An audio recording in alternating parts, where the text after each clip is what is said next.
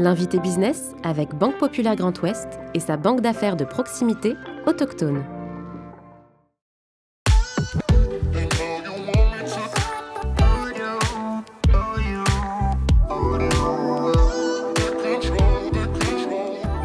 Bonjour Stéphane Andrieux.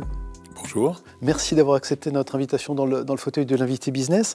Je voudrais qu'on commence à parler de votre entreprise en évoquant la mémoire de votre père. André, il était ouvrier agricole, passionné d'engins mécaniques. Il a créé cette entreprise TTA en 1972. C'était pourquoi? Pour prouver qu'il était capable, prouver aux autres qu'il était capable de réaliser quelque chose.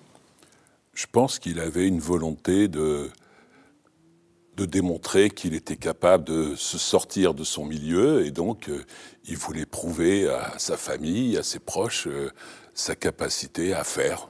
Et il disposait d'une vraie passion, d'une vraie curiosité technique, et l'histoire lui a donné raison. La réalité de ma vie d'adolescent était plutôt de peut-être souffrir de l'absence d'un père très pris par son activité professionnelle, et donc un modèle qu'on refuse. Et donc mon frère et moi, d'ailleurs, étions partis vers d'autres voies que celles qu'il aurait aimé qu'on prenne immédiatement. Mais là encore, l'histoire lui a donné raison, puisque 10 ans plus tard, on rejoignait, mon frère d'abord, et moi ensuite, rejoignions l'entreprise pour travailler avec lui. Vous co-dirigez, Stéphane Andrieux, cette entreprise avec votre frère, on le disait. Alors souvent, effectivement, j'ai pour exemple, en tout cas la métaphore d'un bateau où il est compliqué d'avoir deux capitaines. C'est en fait plutôt rassurant finalement de co-diriger. C'est la garantie de décisions qui sont naturellement concertées. Moi, je suis persuadé que oui. Alors, c'est pas toujours un long fleuve tranquille, hein, mais le fait d'être deux dans des structures de notre taille, c'est-à-dire de 20 à 50 personnes, où il n'y a pas toujours beaucoup de bras droits dans nos entreprises, le fait d'être à deux, et un peu plus tôt même à 3, ça a toujours été une façon de répartir la charge des tensions face aux difficultés qu'on rencontrait, d'échanger, surtout d'éviter de prendre des décisions trop vite, trop seul. Donc l'idée d'en débattre enrichit forcément le pilotage. Enfin, on en est persuadés tous les deux, même si le côté familial, de temps en temps, peut provoquer des micro-tensions ou des tensions. Mais nous, on arrive à gérer ça convenablement tous les deux. Bon, et l'occasion peut-être de soulager, de lutter l'isolement du dirigeant qu'on évoque souvent. Alors, nous, on le perçoit moins, mais c'est souvent les dirigeants qu'on côtoie autour de nous qui nous parlent de ça. Moi, j'ai plusieurs fois entendu des collègues dans d'autres secteurs d'activité, des chefs d'entreprise, me dire « Finalement, vous, c'est plus facile ». Ah bon, en quoi c'est plus facile? Eh bien, c'est que moi, je suis seul. J'ai des collaborateurs, mais qui n'ont pas forcément cette proximité ou ce partage qui me permettrait de répartir un peu la pression, en fait, c'est ça. Comment est-ce qu'on passe d'ingénieur, justement, à dirigeant? C'est pas le même métier, ce n'est pas le même métier. Comment est-ce qu'on gère cette mutation, si je puis dire? Alors oui, effectivement, c'est pas du tout le même métier. Pour autant, j'ai été ingénieur, mais avec une connotation un petit peu plus commerciale dans ma mission. Donc, la partie commerciale, c'est quand même quelque chose que j'ai retrouvé. Et puis, ensuite, je suis reparti un petit peu de zéro, hein, parce que quand j'ai créé CERMA BTP, finalement, j'étais tout seul. C'était une start-up? Oui, on va appeler ça comme ça. C'était une start-up traditionnelle, on va dire, mais oui, effectivement. Puis après, ça s'est développé au fil du temps, mais j'ai commencé tout seul, avec l'appui de la structure de mon père, notamment les techniciens, les mécaniciens dont on a besoin pour entretenir le matériel, pour le préparer. Parce que l'histoire a commencé comme ça, c'était vendre les premières machines, et puis à ce moment-là, pouvoir au moins les préparer, et puis ensuite faire les interventions, les entretiens. Donc tout ça, c'était sous-traité à la partie historique, la partie machine agricole. Il n'y avait pas de gens dédiés à l'activité TP au démarrage, quoi.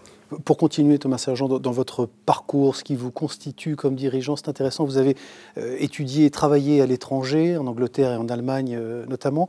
Qu'est-ce que vous tirez justement de ces expériences internationales? Ça vous nourrit aussi comme dirigeant? Je pense que c'est toujours intéressant d'avoir une expérience autre. Effectivement, Enfin, aujourd'hui, si on doit, comme j'ai été au départ début de ma carrière, de s'orienter vers un grand groupe, de toute façon, c'est un petit peu inévitable d'avoir cette ouverture à l'étranger. Donc c'est sûr que j'encouragerais mes enfants ou qui que ce soit, soit pendant les études, soit au sortir des études, à élargir un petit peu, à aller à l'étranger, soit pour des stages, soit pour des formations, comme j'ai pu le faire. Mais évident que ça ne peut être que du plus, quoi. Lorsque vous rachetez justement l'entreprise en 2011, vous n'étiez pas forcément prédestiné à devenir patron ou dirigeant. Comment est-ce qu'on se prépare, peut-être d'abord psychologiquement ?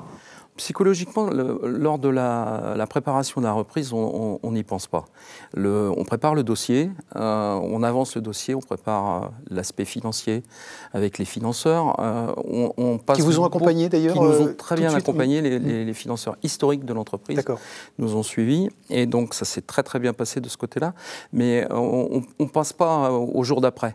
Le soir de la signature, c'est là qu'on commence à se dire on passe de l'autre côté du miroir et là, ça va être tout autre chose. Avec des doutes ou pas? Vous êtes dit, j'ai peut-être fait une bêtise en signant. Oui, le doute s'est installé dès la signature. Bon, après, ça s'est estompé, mais on s'est demandé ce qu'on faisait là vraiment, enfin, en ce qui me concerne, en tous les cas.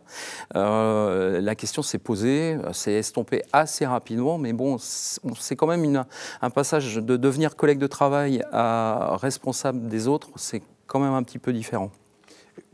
Techniquement, vous étiez prêt. Alors, c'est-à-dire que c'est intéressant aussi de rappeler que la situation financière était pas très très bonne au moment où vous reprenez l'entreprise. Je pense que c'était très compliqué pour la société. Moi, je m'y étais investi depuis un certain nombre d'années avec bonheur. Donc vous connaissiez, vous saviez ce qui était en train de se passer. Oui, je savais dans quelle situation était la société. Probablement, on n'aurait pas été très très loin. Et je cherchais à valoriser un peu ce que toute l'équipe en place avait fait, et moi le premier. Et donc, on a essayé moi j'avais à cœur de faire perdurer tout ça et de développer l'entreprise. Au-delà de votre justement engagement, de votre détermination, qu'est-ce qui a convaincu les financeurs? C'est notamment une clientèle diversifiée, solide, fidèle, un carnet de commandes déjà engagé? Alors, il y a plusieurs choses. Bon, le fait que moi j'avais franchi toutes les étapes de l'entreprise, donc je la connaissais par cœur, on ne la connaît jamais totalement, mais... Donc légitime en tant que futur dirigeant, quoi. J'étais plutôt légitime à reprendre l'activité, et puis j'avais pu avoir la confiance de certains acteurs principaux, des acteurs nationaux, qui nous ont fait confiance au moment de la reprise et qui nous ont engagé des commandes relativement substantielles, et qui ont aussi permis de perdurer derrière et de développer encore l'entreprise. On a des groupes nationaux qui ont bien joué le jeu. Vous l'avez un petit peu évoqué, notamment dans la relation avec vos collaborateurs et collaboratrices à l'époque. Comment est-ce qu'on vit ce changement justement de collègue à dirigeant, à manager du jour au lendemain quasiment? Oui, c'est vraiment du jour au lendemain, tout à fait. Et c'est quelque chose qui est assez compliqué à vivre parce qu'on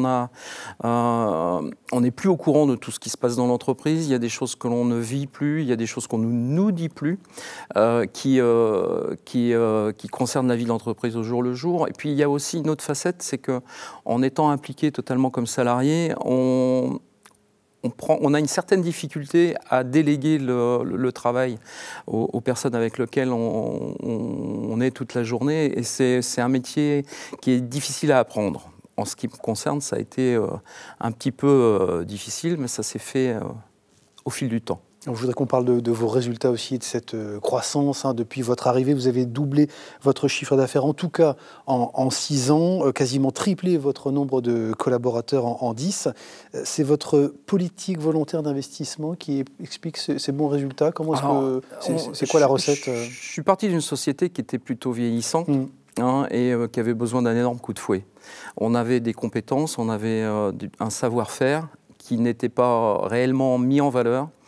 Quand j'ai repris l'activité, je n'ai pas souhaité prendre les locaux. Je voulais absolument passer sur quelque chose qui soit un peu au goût du jour.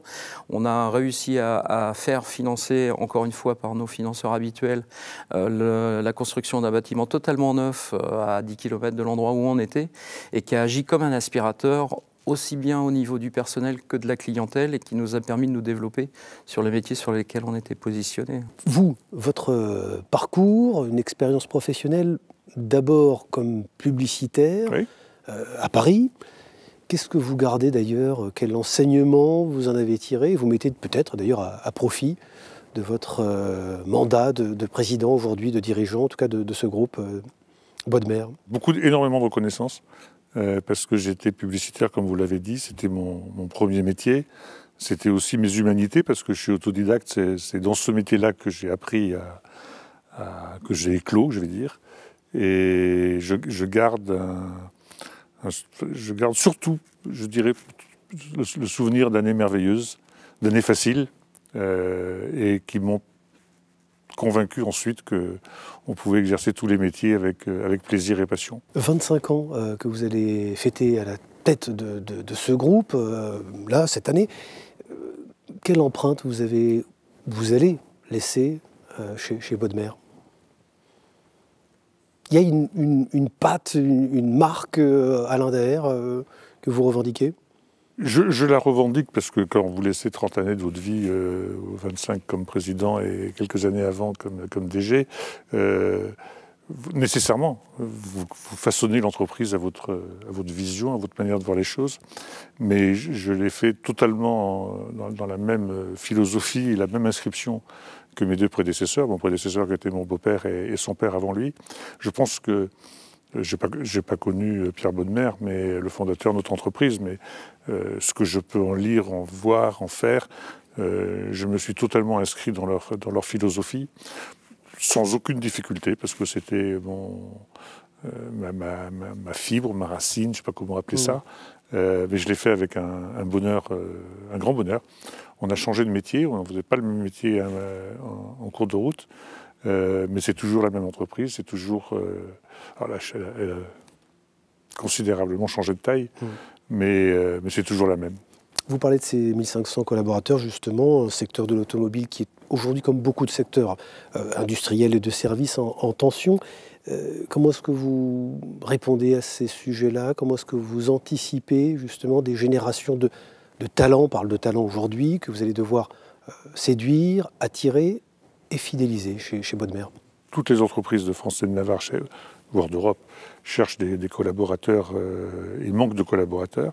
Donc le plus important, c'est effectivement de fidéliser et de faire en sorte que ceux qui sont avec nous aient envie de rester avec nous.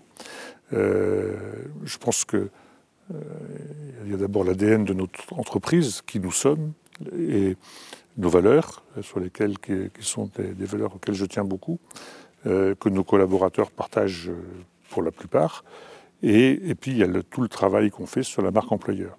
Et il est évident que dans le futur, que ce soit d'ailleurs pour mes futurs collaborateurs ou pour mes jeunes actionnaires, l'image de marque de l'entreprise, il faut que l'entreprise ait du sens. Ce n'est pas uniquement une question d'argent ou de rentabilité. Il faut que l'entreprise ait du sens pour séduire de nouveaux collaborateurs et convaincre nos jeunes actionnaires, c'est-à-dire la 4e ou 5e génération, de rester actionnaires. Une entreprise familiale, le jour où sa famille veut aller voir ailleurs, elle est morte. Merci beaucoup Alain Daher. Merci d'avoir accepté notre invitation dans le fauteuil de l'invité business. Merci à vous. L'invité business avec Banque Populaire Grand Ouest et sa banque d'affaires de proximité autochtone.